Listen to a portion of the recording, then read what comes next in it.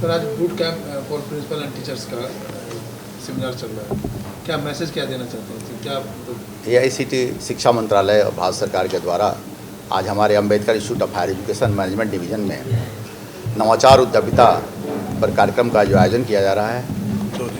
निश्चित तौर पर शिक्षकों को नवाचार के प्रति हम लोग जो जागरूक कर रहे हैं और बिहार से सभी स्कूलों से शिक्षक आए हुए हैं और यह माना जाता है कि मानव समुदाय का निर्माण का कार्य शिक्षक ही करते हैं और विशेष तौर पर प्राइमरी, मिडिल और हाई स्कूल के शिक्षक ही करते हैं। और हमारे यहाँ ये देखा गया है कि 10th के बाद बच्चे अपने रोज़गार, अपने उद्यमिता और नौकरी के बारे में सोचने लगते हैं।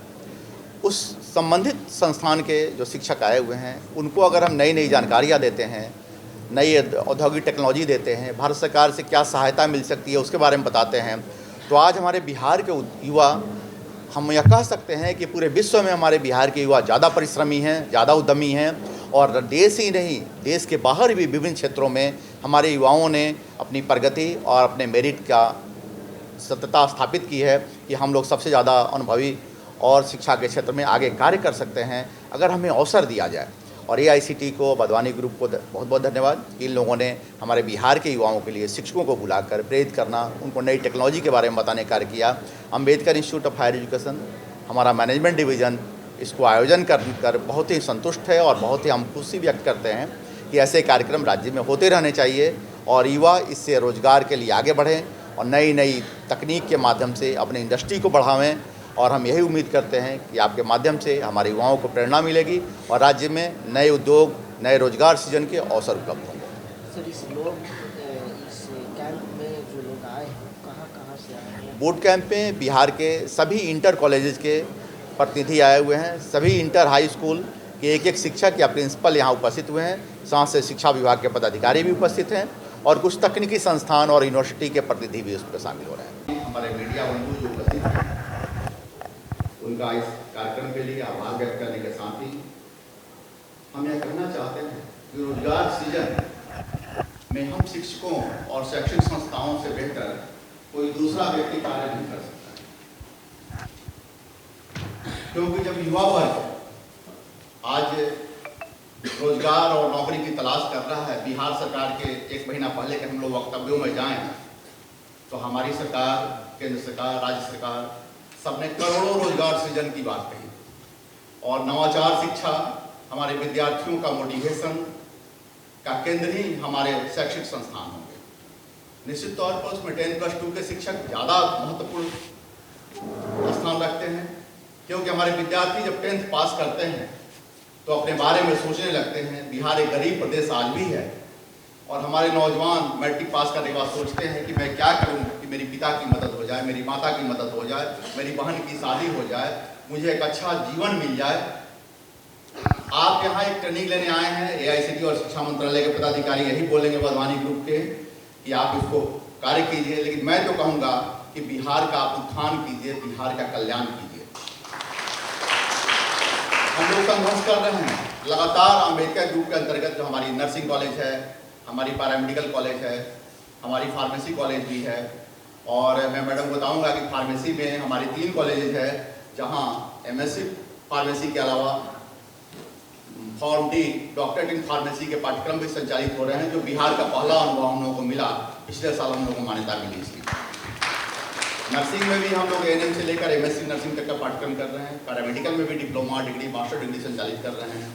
मैनेजमेंट में AICTE के सौजन्य से, शिक्षा मंत्रालय की अनुमति से हम लोग BBA, BCA, PGDA, MBA, मास कॉम जैसे पाठ्यक्रमों का संचालन कर रहे हैं।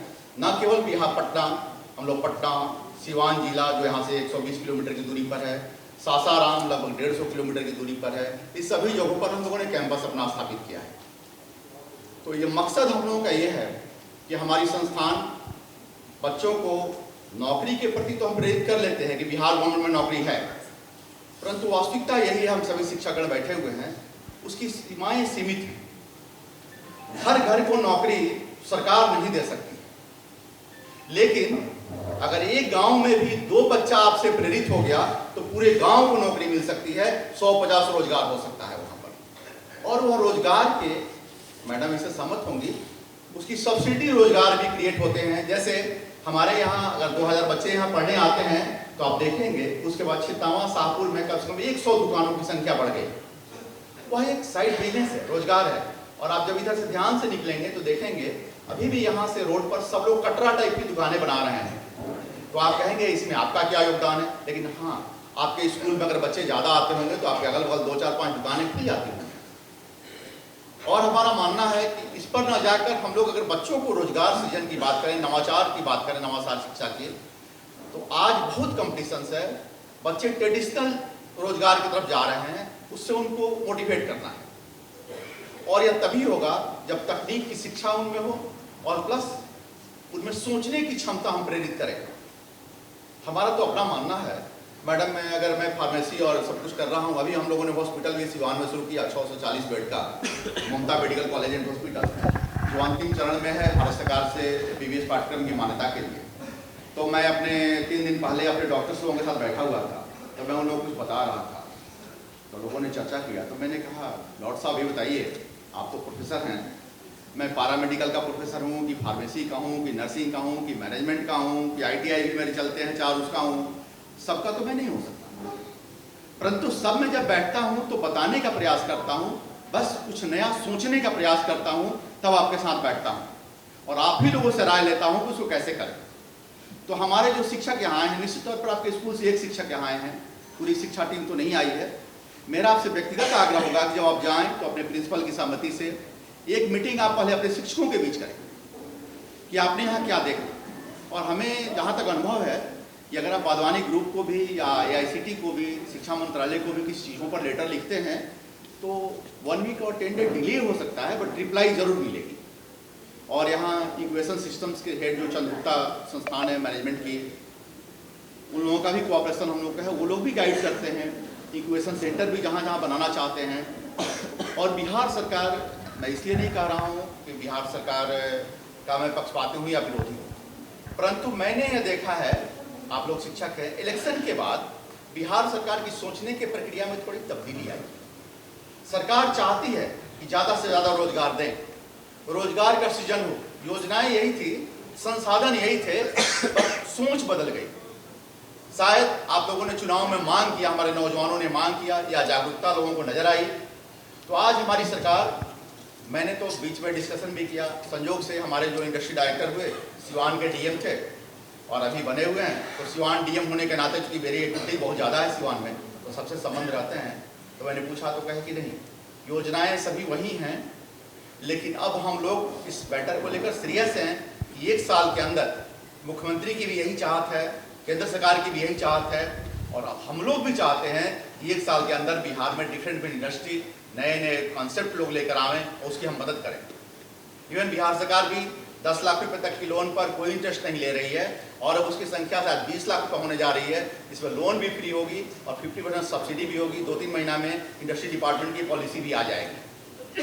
तो हमें लगता है कि हम लोग अगर शिक्षागण लोगों को प्रेरित करें कि आप तकनीकी शिक्षा तो लो ही, परंतु तकनीकी शिक्षा के साथ साथ नई चीज़ों का कॉन्सेप्ट डेवलप करो। इसके लिए गूगल, यूट्यूब वगैरह बहुत सारी चीज़ें हैं जिससे आप लोग मिल सकते हैं। हमारा आप लोगों का 5 मिनट का समय लेने का मेन मकसद यही है कि हम लोग भी यही चाह रहे हैं करना कि हमारे विद्यार्थी नई नई चीज़ों को सोचें। मैंने कभी अपने B फार्मा के विद्यार्थी को या BSc नर्सिंग को ये नहीं बोला कि तुम नर्सिंग ऑफिसर ही बन सकते हो या तुम फार्मासिस्ट ही बन सकते हो, तुम एक मेडिसिन इंडस्ट्री के मालिक भी बन सकते हो धीरे धीरे, एक दिन में नहीं, लेकिन धीरे धीरे बन सकते हो। तुम नर्सिंग किए हुए हो तो एक बड़े हॉस्पिटल के मालिक भी बन सकते हो। तुम मेडिकल इक्विपमेंट है उसके बारे में सीख लोगे तो उसके सप्लायर और प्रोडक्शन भी शुरू कर सकते हो। ना सही, हम एक छोटा सा पार्ट से ही प्रोडक्शन शुरू कर सकते हैं।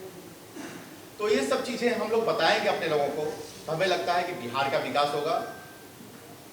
और अब हम लोग बिहार की विकास की ही बात करेंगे। अब हम लोग लगता है कि अपना अपना विकास कर चुके हैं, सभी शिक्षक नौकरी कर रहे हैं, हम लोग भी अपना रोजगार कर रहे हैं। तब हम लोग अपनी नई पीढ़ी का विकास करेंगे, अपने लोगों का भी विकास होगा। और मेरी आपसे विनम्र निवेदन है, बल्कि ये प्रार्थना है कि हम बिहारी होने के नाते बिहार के हर गांव, हर क्षेत्र में इस एक भावना को प्रेरित करने का प्रयास करेंगे। और जो बच्चों को इंक्यूबेशन सेंटर से दिक्कत होगी अगर हम अपने यहाँ एक टीम भी बना देंगे, 2 फैकल्टी की नंबर भी दे देंगे, लास्ट दिन अलॉट कर देंगे कि इंक्यूबेशन सेंटर बिहार सरकार से आपको मदद की जरूरत पड़ेगी तो त्वरित मदद हमारे द्वारा दी जाएगी, क्योंकि सभी लोग मेरे से व्यक्तिगत रूप से जुड़े हुए हैं और वहाँ भी जितने मैनेजमेंट की टीम है सब मेरे मित्रवत हैं और व्यक्तिगत हैं, इसलिए मदद दिलाने में हम लोग सफल होंगे। और हम उम्मीद करते हैं कि कुछ रिजल्ट हम लोग देंगे इस मीटिंग के बाद। मैडम की भी इच्छा यही होगी, सर की भी इच्छा यही होगी कि इस मीटिंग के बाद कुछ रिजल्ट हमें मिले, न कि केवल मीटिंग हो। और तब हम आप लोगों को एहसानमंद होंगे कि इस संस्थान में, इस परिसर में आने का और कुछ करने का सौभाग्य आप लोगों को मिला और आप लोग राज्य के विकास में कार्य किए। इसी के लिए बहुत बहुत धन्यवाद।